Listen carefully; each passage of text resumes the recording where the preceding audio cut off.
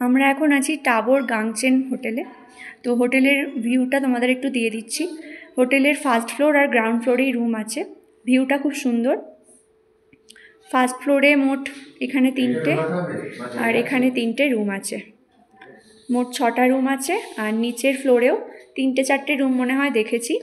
আর রেস্টুরেন্টও আছে, তোমরা চাইলে খাবারও এখান থেকে অর্ডার করে নিতে পারো।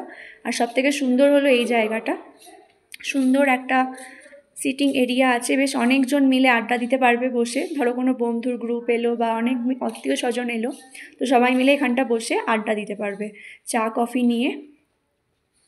আর একদম রোডের ওপরই তাবু ব্রিজের একদম কাছ থেকে দেখা যায় তাবু ব্রিজটা। তাবু ব্রিজ এখানে আর আমাদের হোটেলটা হলো এখানে। তো তোমরা চাইলে হোটেল গাংচেন বলে রিভিউ নিয়ে নিতে পারো। আর গুগলে তো রিভিউ দেওয়াই থাকবে। আর আমিও নাম্বারটা দিয়ে দেবো, তোমরা যদি চাও বুকিং করে নিতে পারো। তো তোমাদের রুমটার একটা ভিডিও করে দেখাই। রুমটা হলো এরকম, ঢুকেই একটা ওয়াশরুম আর এরকম একটা ডবল বেড আছে, ইলেকট্রিক কেটেলের সুবিধা আছে, সব কিছুই সুবিধা আছে। খুব ভালো একটা ভিউ আছে।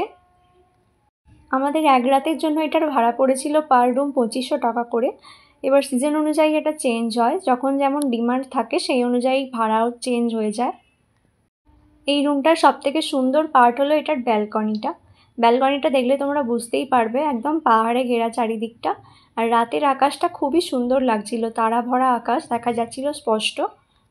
ব্যালকনিতে 2 কাপ চা নিয়ে বসলেই সময় কেটে যাবে, আর কোথাও যাওয়ারও দরকার পড়বে না।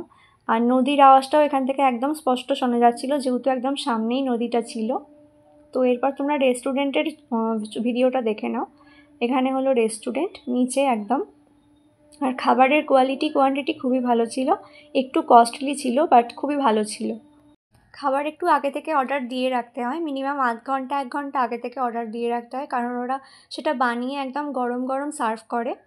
খুব ভালো ব্যবহার। তো আমি ফোন নাম্বারটা দিয়ে দিলাম, যদি চাও অবশ্যই টাবু গেলে এই রুমটায় থাকতে পারো বা হোটেলটা বুক করতে পারো।